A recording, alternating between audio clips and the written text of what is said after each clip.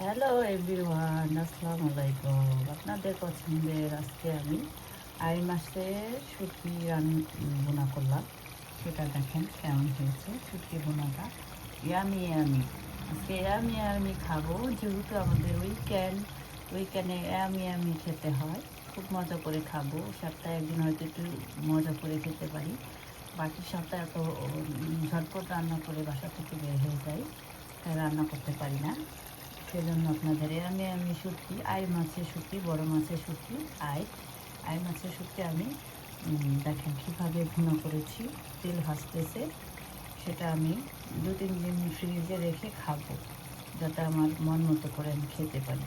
সবসময় মাংস ভালো লাগে না, তাই আমার জন্য আমি শুটকি রান্না করেছি। সেটা হয়েছে শুধু আমার জন্য, আমার মেয়েও খায় না, আমার হাজব্যান্ডও খায় না, শুধু আমি খাই। এটা আমার জন্য রান্না করেছি, তাই আপনাদের সঙ্গে শেয়ার করবো। আমার ভিডিওটা যদি ভালো লাগে তাহলে বেশি বেশি করে লাইক কমেন্ট শেয়ার করবেন, সবাই পাশে থাকবেন।